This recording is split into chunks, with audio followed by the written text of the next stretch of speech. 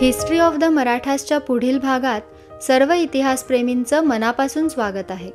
ही गोष्ट आहे शिवाजी महाराजांच्या काळातल्या गोव्यातल्या एका मराठी हिंदू माणसाची.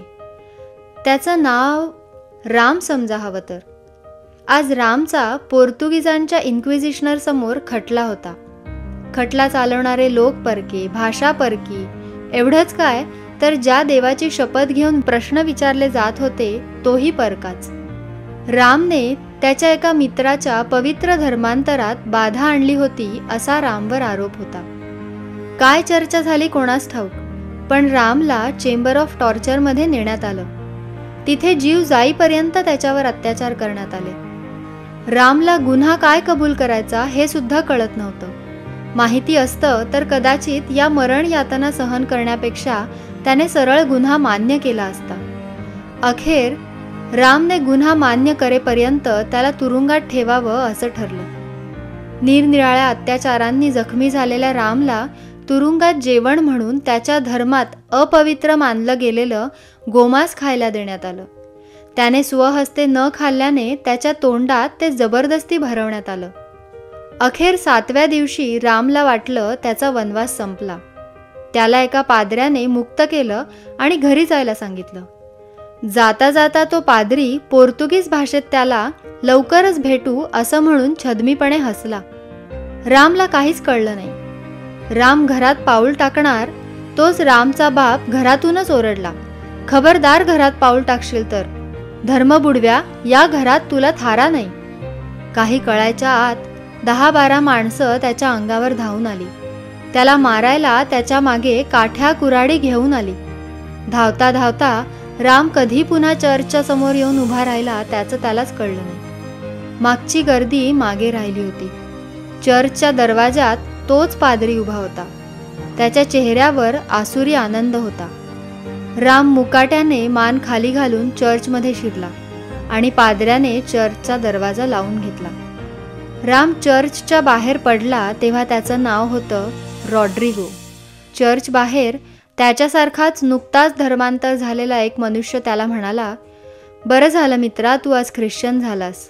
आजच नवीन नियम आलाय. आजपासून बारदेशात फक्त कॅथलिक ख्रिश्चनच राहू शकतात.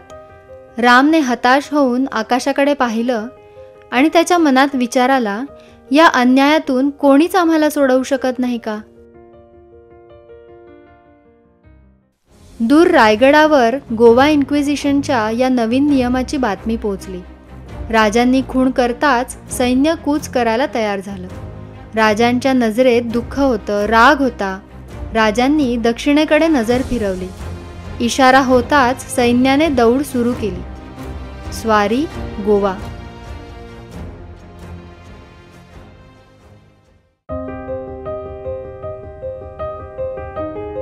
इसवी सन 1498 मध्ये वास्को द गामा भारतात कालिकतला पहिल्यांदा आला. पुढच्या फेरीत पोर्तुगीज सशस्त्र सेना घेऊन भारतात वसाहत तयार करायला आले. 1515 पर्यंत पोर्तुगीजांनी गोव्यावर पूर्ण ताबा मिळवला. पोर्तुगीजांच्या राज्यकारभारावर रोमन कॅथलिक ख्रिश्चनांचा प्रचंड पगडा होता. त्यामुळे त्यांच्या कायदे आणि नियमांवर सुद्धा ख्रिश्चन धर्माचा प्रभाव होता. यातील जेसुईट पाद्री हे अत्यंत कडवे धर्मांध मानले जातात. अखेर 1542ला या समस्त पाद्र्यांनी मिळून पोर्तुगालमध्ये इन्क्विजिशनचे नियम राबवले आणि पुढे 1560ला हे इन्क्विजिशन आफ्रिकेच्या पूर्वेला पोर्तुगालच्या समस्त वसाहतींमध्ये राबवण्यात आलं. म्हणजेच ते गोव्यात सुद्धा राबवण्यात आलं. हे इन्क्विजिशन म्हणजे नक्की काय असतं? तर इन्क्विजिशन म्हणजे नवीन धर्मांतर झालेल्या ख्रिश्चनांनी धर्म पाळावा म्हणून किंवा ख्रिश्चन धर्माविरुद्ध वक्तव्य आणि कृती करणाऱ्या ख्रिश्चन आणि इन्फिडेल्सना शिक्षा देता यावी म्हणून केलेले अत्यंत क्रूर नियम.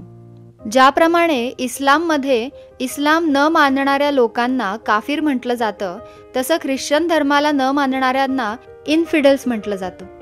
या इन्क्विजिशनमध्ये धर्मांतर करणं, धर्मांतराला बाधा करणाऱ्यांना शिक्षा करणं, इन्फिडेल्सना कमीत कमी अधिकार देणं, त्यांच्याकडून टॅक्स आणि दंड आकारणं, ख्रिश्चन धर्माविरुद्ध बोलणाऱ्यांना जास्तीत जास्त आणि क्रूर शिक्षा करणं असे बरेच नियम होते. यातील काही नियमांची उदाहरणं आम्ही खाली देत आहोत. हिंदू पद्धतीने विवाह घराच्या आत करता येईल किंवा गोव्याच्या बाहेर जाऊन करावा लागेल, म्हणजेच गोव्यात उघडपणे करता येणार नाही. कोणत्याही ब्राह्मणाला आणि इतर हिंदू माणसाला पोर्तुगीज सरकारच्या कोणत्याच पदावर नोकरी देण्यात येणार नाही. अनाथ मुलं सापडल्यास त्यांना ख्रिश्चन करणं अनिवार्य आहे. हिंदूंना शेंडी ठेवायला, घोड्यावरून पालखीतून प्रवास करायला बंदी होती. पाद्रीने हिंदूंना त्यांचे सण साजरे करण्यापासून थांबवणं हे त्याच्या मुख्य कामांपैकी एक होतं. आम्ही हे फक्त काहीच नियम दिले आहेत. या नियमांचं पालन न करणाऱ्यांवर खटला चालवला जात असे. गुन्हा सिद्ध झाला की अत्यंत क्रूर शिक्षा दिल्या जात. तेलात बुडवलेला अंगरखा घालून पेटवून देणं, माणसाचे अवयव तोडणं, चटके देणं अशा बऱ्याच अमानुष शिक्षा होत्या. जर माणसाचा गुन्हा सिद्ध करता येत नसेल तर त्याला चेंबर ऑफ टॉर्चरमध्ये नेऊन त्याच्यावर अतिशय क्रूर अत्याचार करण्याचा हक्क या इन्क्विजिशनर्सना होता. हे अत्याचार इतके क्रूर आणि जीवघेणे असत की यापेक्षा गुन्हा कबूल करून मरणं आरोपी स्वीकारत असत. व्हिडिओच्या सुरुवातीला दिलेल्या प्रसंगातला राम हा माणूस जरी काल्पनिक असला तरी ज्या अशा इन्फिडल्सना म्हणजे हिंदू अथवा मुसलमानांना शिक्षा देता येत नसत त्यांना मुद्दाम तुरुंगात डांबून त्यांच्या धर्मात निषिद्ध असलेले पदार्थ त्यांना जबरदस्तीने खाऊ घालत, ज्यामुळे पुढे या इन्फिडल्सचे नातेवाईक त्यांना स्वधर्मात घेत नसत, म्हणजे ख्रिश्चन धर्म स्वीकारण्याशिवाय त्यांच्यासमोर अन्य काही पर्यायच उरत नसे. हे आणि असे बरेच अत्याचार A.K. प्रियोलकरांच्या द गोवा इन्क्विजिशन या पुस्तकात दिलेले आहेत. या पुस्तकाची लिंक आम्ही व्हिडिओच्या डिस्क्रिप्शनमध्ये दिलेली आहे. 1667 मध्ये म्हणजे शिवाजी महाराज आग्र्याहून सुटून आल्यानंतर 1 वर्षांनी त्यांनी गोव्यातल्या नाईकांना अद्दल घडवण्यासाठी एक मोहीम काढली. हे नाईक खंडणी देऊ असं मान्य करत आणि खंडणी भरायची वेळ आली की पोर्तुगीजांकडे पळून जात आणि हे 150 शहाणे पोर्तुगीज त्यांना आश्रय देत. त्यामुळे या नायकांना म्हणजेच काही अधिकाऱ्यांना आणि पर्यायाने पोर्तुगीजांना धडा शिकवण्यासाठी महाराजांनी ही मोहीम हाती घेतली होती. 1667 मध्ये गोव्याच्या विजरईने म्हणजे व्हाईसरॉय काउंट ऑफ सेंट विन्सेंटने एक नियम काढला. गोव्याचे 3 भाग आहेत, बारदेश, साष्टी आणि तिसवाडी. या काउंट ऑफ सेंट विन्सेंटने नियम काढला की बारदेशात फक्त रोमन कॅथलिक ख्रिश्चनच राहू शकतील, बाकीच्यांना 1 महिन्याचा अवधी देण्यात आला. याचाच अर्थ ज्यांना बारदेशात राहायचं असेल आणि ते ख्रिश्चन नसतील तर त्यांना ख्रिश्चन धर्म स्वीकारावा लागेल, किंवा आपला धर्म सोडायचा नसेल तर आपली बारदेशातील मालमत्ता सोडून बारदेशाबाहेर निघून जावं लागेल. दोन्हीही मार्गाने पोर्तुगीजांचाच फायदा. शिवाजी महाराजांना ही बातमी कळली. महाराजांना गोवा इन्क्विजिशनच्या अंतर्गत आपल्या मराठी हिंदू बांधवांवर केले जाणारे अत्याचार सुद्धा वेळोवेळी कळत होते. यावर तोडगा काढण्यासाठी महाराजांनी आपल्या फौजेसह बारदेशावर हल्ला केला. त्या गावातल्या सगळ्या लोकांना तर बोलावलंच, पण खास करून त्या गावातल्या चर्चमधल्या पाद्र्यांना पकडून आणायला सांगितलं. हे पकडून आणलेले 4 पाद्री जेसुईट म्हणजे कट्टर ख्रिश्चन पाद्री होते. त्यांना पकडून आणताच महाराजांनी आपल्या दुभाषाला त्या पाद्र्यांना एक संदेश द्यायला सांगितला. तो संदेश होता, तुम्ही आत्ता हिंदू भूमीवर उभे आहात. जर या भूमीवर राहायचं असेल तर तुम्ही हिंदू धर्म स्वीकारा. हा संदेश ऐकून त्या जेसुईट पाद्र्यांनी हिंदू धर्म स्वीकारायला नकार दिला. त्यांचा नकार कळताच महाराज म्हणाले की हे आमचा धर्म स्वीकारायला तयार नाही म्हणतात, पण आमच्या लोकांनी यांचा धर्म स्वीकारायचा यासाठी जबरदस्ती तर करतातच, पण नवनवीन नियमही बनवतात. महाराजांनी या 4ही पाद्र्यांची गर्दन मारायचा आणि त्यांची मस्तकं गोव्याच्या विजरईकडे पाठवायचा हुकूम दिला. महाराजांचा हुकूम लगेच अंमलात आणला गेला.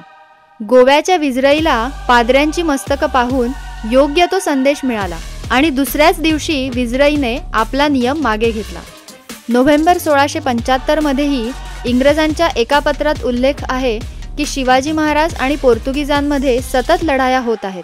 याचं मूळ कारण पोर्तुगीज त्यांच्या म्हणजे महाराजांच्या धर्माच्या म्हणजेच हिंदू धर्माच्या अनाथ मुलांना जबरदस्ती ख्रिश्चन करत आहेत.